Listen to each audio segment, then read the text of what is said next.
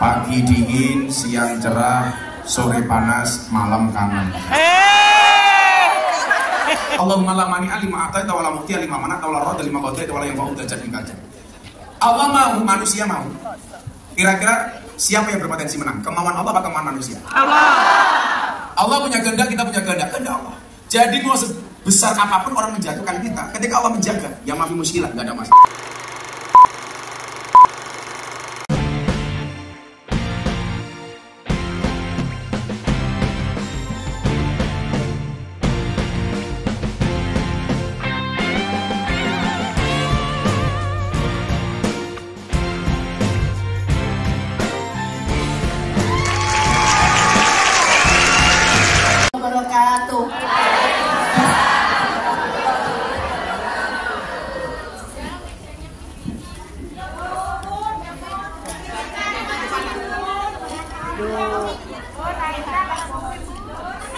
Airnya tuh.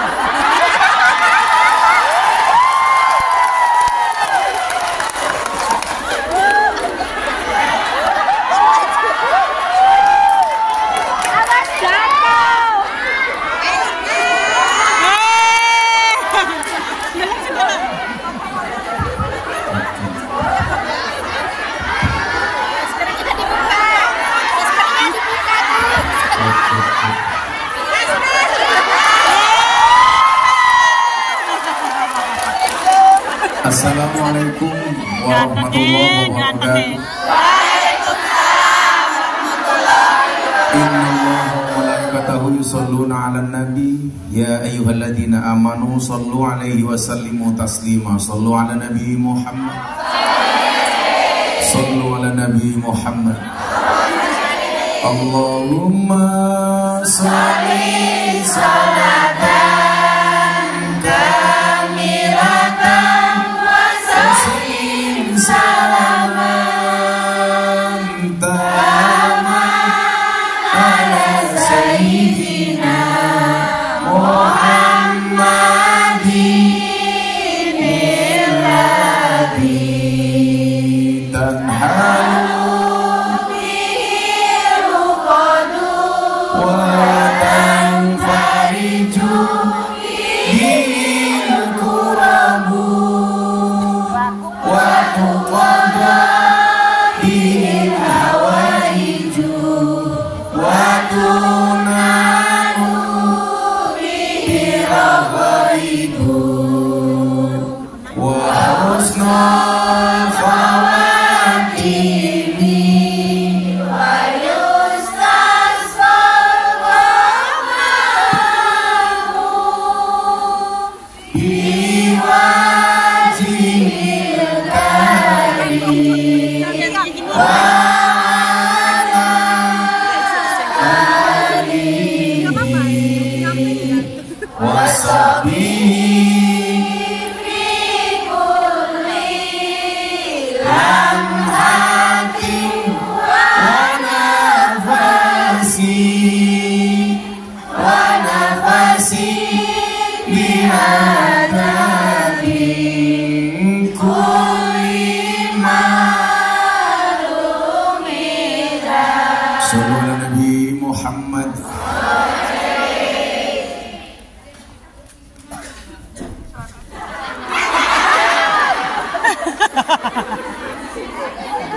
Saya doakan semua yang hadir mudah-mudahan yang sakit disembuhkan. Amin. Yang susah disenangkan. Amin.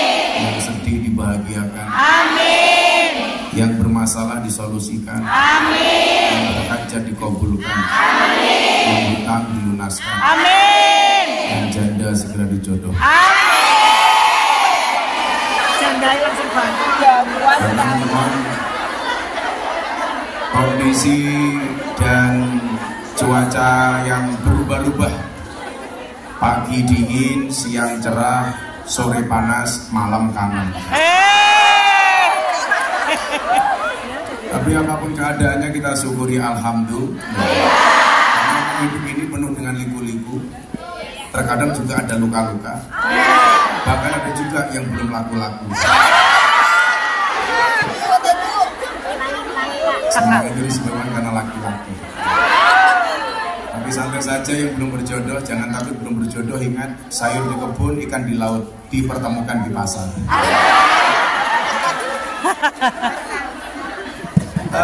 Mbak-mbakku, para kung yang tercinta rahimakumullah. Santri kung yang. Jangan sampai hidup kita itu dipenjarakan dengan opini orang lain. Betul? Jangan sampai atas nama ingin membuat puas orang lain sehingga kita harus merubah style kita masing-masing. Saya selalu mengatakan kita tidak bisa mengatur ombak, tapi kita bisa belajar berselancar. Kita tidak bisa ngatur omongan orang, tapi kita bisa ngatur bagaimana menghadapi omongan orang lain kepada kita. Itulah hikmahnya kenapa Allah menciptakan dua tangan dan dua telinga. Allah tidak memerintahkan kita untuk menutup mulut semua orang, tetapi Allah memerintahkan kepada kita untuk menutup kedua telinga kita. Yang perlu ditutup telinga kita bukan mulutnya orang lain. Sehingga hidup itu dibikin enjoy saja. Saya itu punya prinsip, uripku digawe seneng, yang penting orang maksiat. Makanya kalau Anda datang ke sini ngaji itu enjoy, maka Anda nggak perlu bermaksiat di luar sana. Orang mencari maksiat itu kan alasannya sederhana, karena tidak menemukan kebahagiaan di tempat pengajian, di tempat kebaikan. Mergo ning nggon apik ra nemu seneng, akhirnya golek seneng ning nggon. Kalau sudah ngaji hari Minggu, weekend seperti ini, sudah seneng, maka nggak perlu janjian dengan orang di luar sana. Coba kalau Anda tidak menemukan kebahagiaan di sini, yang terjadi apa? Golek-golek.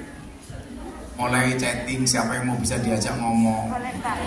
Mulai pasang status, aku kedinginan nih.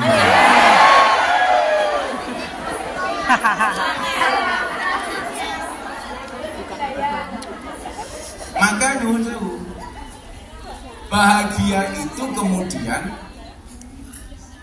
tolak ukur kebahagiaan seorang mukmin itu bukan seberapa banyak uang yang berada di rekeningnya Allah, bukan seberapa banyak gajinya.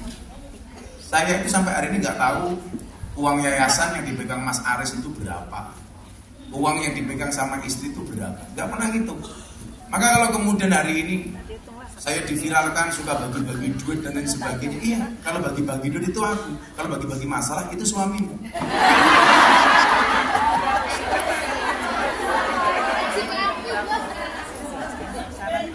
Jadi begini konsep yang kemudian saya bangun. Kaya itu bukan seberapa banyak yang kamu miliki, tapi seberapa banyak yang kamu bagi. Kaya itu mindsetnya.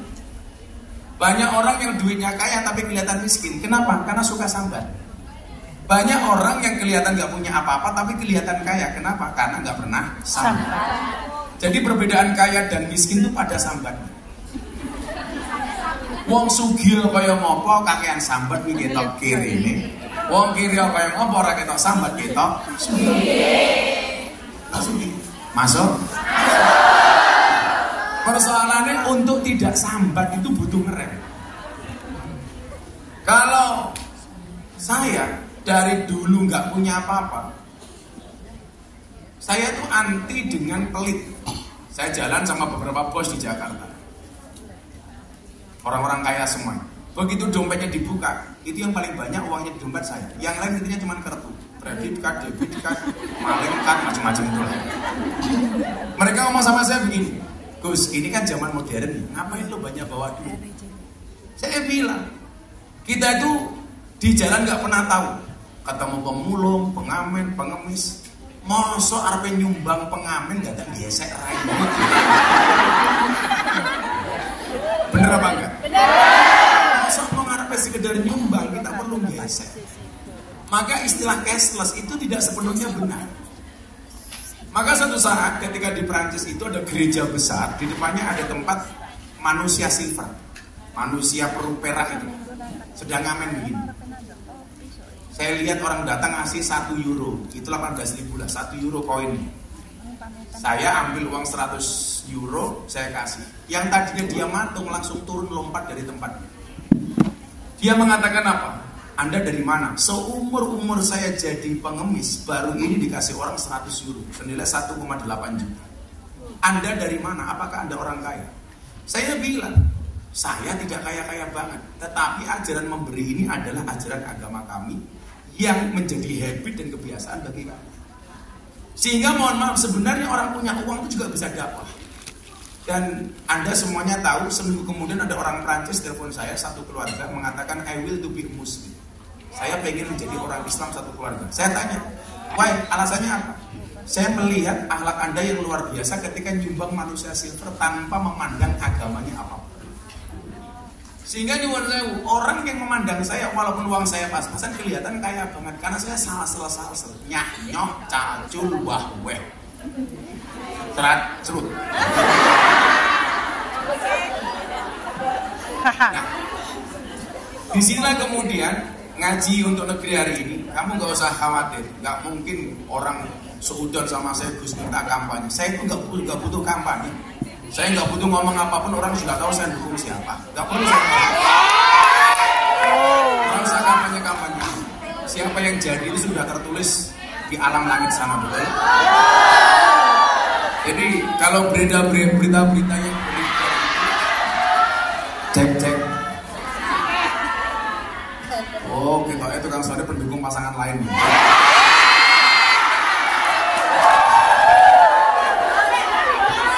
Jadi memang jahatnya framing media.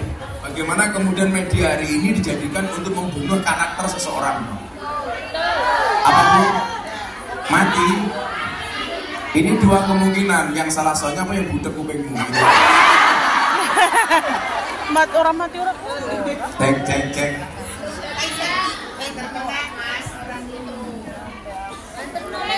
Cek.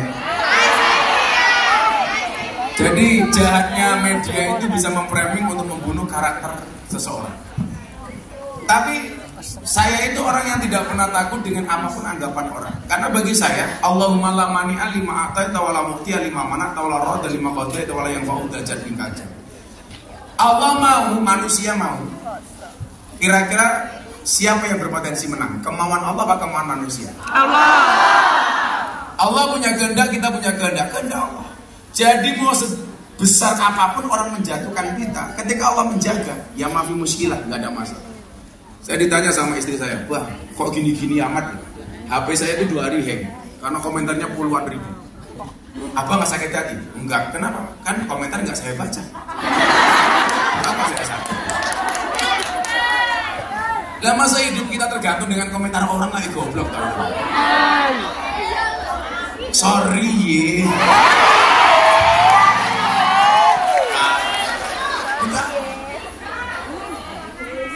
Jadi sama sekali nggak harus kemudian kita kepikiran seperti itu. Kalau orang mau menjatuhkan saya, Allah menjaga ya nggak ada masalah. Kenapa orang pengen menjatuhkan saya? Ya mungkin karena posisi saya tinggi. Kenapa orang ingin merendahkan saya? Ya mungkin saya dur gitu. Kenapa orang memusuhi saya? Ya mungkin saya dianggap lawan yang sepadan. Sehingga gue nggak mau menang. Peningkatan dengaran gelasnya ada api.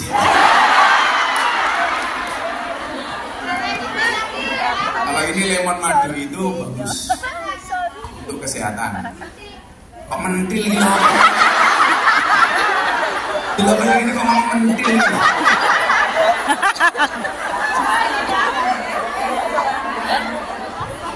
Kalau lemon air panas itu untuk orang pilek bagus. Lemon madu untuk menjaga kondisi tubuh bagus. Kalau madu pas istri ya perang dunia ketiga.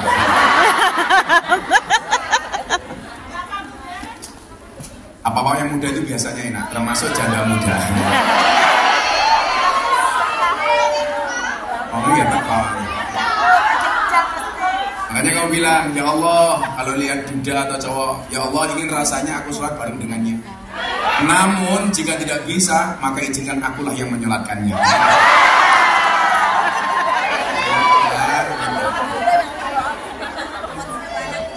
Ya udah, kira-kira kalau mau hidup kita bahagia nggak usah dengerin omongan orang.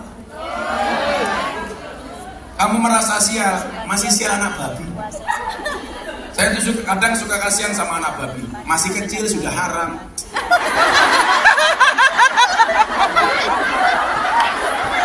Kasihan banget ya itu. Cilik sekarang. Sakno. Makanya jangan pernah terpukau dengan penampilan orang. Sekarang banyak di Indonesia itu dia rapi, dia sopan, dia ramah. Kukira jodoh, ternyata caleg.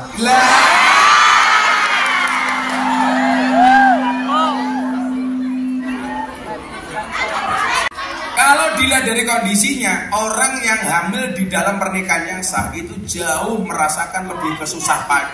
Kalau bahagia itu ya mesti.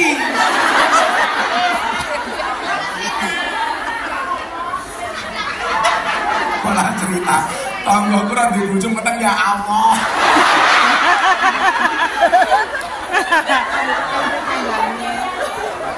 Anak Benuris. Jadi malah bapaknya sopo gitu. Kita Salome. Satu lubang rame-rame. Orang yang ketika dia hamil melalui pernikahan yang sah itu justru mendapatkan banyak cobaan, ujian, rasa berat dan rasa gak enak. Kenapa? Karena Allah menganugerahkan kepada kita betapa besarnya pahala seorang ibu ketika melahirkan. Mula-mula digawe susah. Tapi ada banyak orang yang hamil di luar nikah kurang rasa kira belas. Kenapa? Karena Allah mencabut kenikmatan seorang ibu darinya. Coba awal ini sini kanan doyo, ning bidan, ning rumah sakit ke dokter. Kadang-kadang sudah buka 2, ngenteni, nutup meneh. Bener gak? Tetangga saya itu udah buka 2, 3 dari pagi sampai sore. Bengi balik meneh. Kayak bayi ini isin delok dadane. Kok dalane peteng gitu. Coba Anda lihat, begitu banyak kasus orang yang hamil melahirkan di luar nikah. Wih kadang-kadang di kamar mandi ngeden metu, dibuat di kebon, neng sawah, neng pinggir lapangan, sampai anaknya jenenge Muhammad Ronaldo. Kadang-kadang haji metu. Jadi alasan logisnya itu ternyata apa? Perjuangan seorang ibu yang hamil secara sah itu dari hari pertama sampai dia melahirkan semuanya bernilai pahala. Supaya pahalanya bertambah, Allah kasih rasa sakit, Allah kasih rasa gak nyaman. Wis mulai nyaman ini mulai cerewet, ngidam. Wis kowe ngene musuh ning Lampung, wong ngidam 15 meteng. Kabeh ngidami siji pengen jambak Gus Miftah.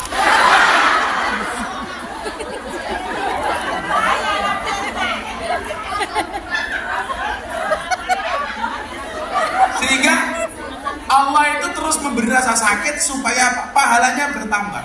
Kowe tak kayak loro terus yo kowe meteng supaya pahalamu nambah. Kamu tak kasih gak enak supaya pahala kamu nambah. Sekian banyak kasus orang yang hamil di luar nikah itu tidak merasakan sakitnya kehamilan. Karena Allah pengen mencabut kenikmatan darinya bahwa menjadi ibu itu pahala yang besar. Makanya kenapa saya menghormati ibu banget? Karena lagunya apa dok? Ibu, engkaulah wanita yang mulia, derajatmu 3 tingkat dibanding ayah. Kau mengandung, melahirkan, mengandung lagi, mengandung lagi, melahirkan.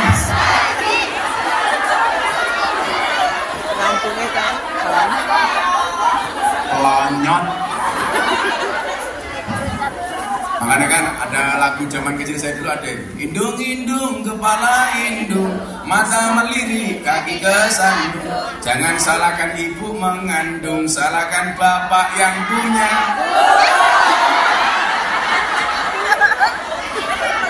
Ya pakai sarung. Tapi ingat, tidak ada istilah anak haram, tidak ada istilah anak zina. Wah anak itu kan gak salah apa-apa. Semua bayi, baik yang lahir dari pernikahan maupun yang lahir di luar pernikahan itu semuanya suci.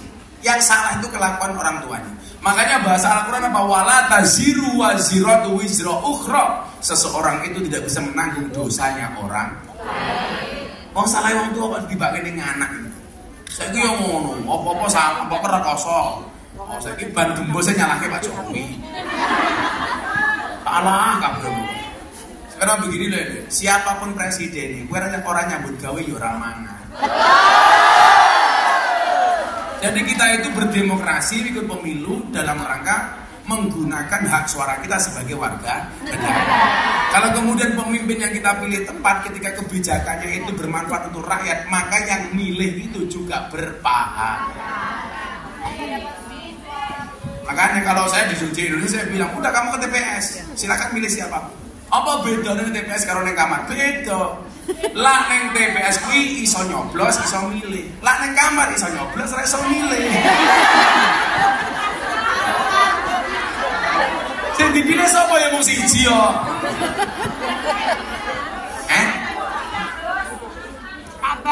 Oh dia nggak bisa. Oh kalau dia, makanya saya bilang di Indonesia, kowe ngetak antum itu.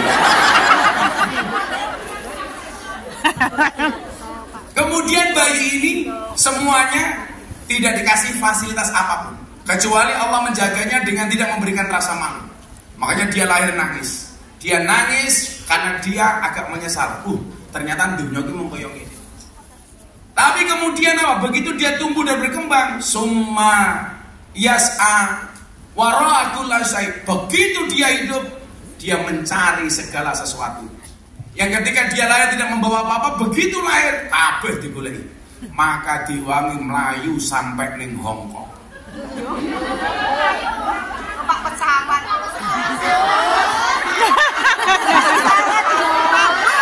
Mari kita akhiri pengajian. Ngomongnya cangkemnya sengit aku. Ya Allah, mumerdasku ya Allah. Atau sekolah Lampung ya lah. Aku kemarin kayaknya bikin sholawatan untuk mbak-mbak. Kasih sholawat. Kasih. Malah hilang. Enggak bayar. Cilik cola. Komplengse yo. Nyelepet, Gus. Saya itu kemarin bikin lagu. BMI. Katanya malah kehapus gitu ya. Orang ikhlas. Ya ketenanan malah hilang. Orang ikhlas. Orang ikhlas matamu lah. Oh, macam apa ini? Orang ikhlas banget. Ya, selawatan yuk.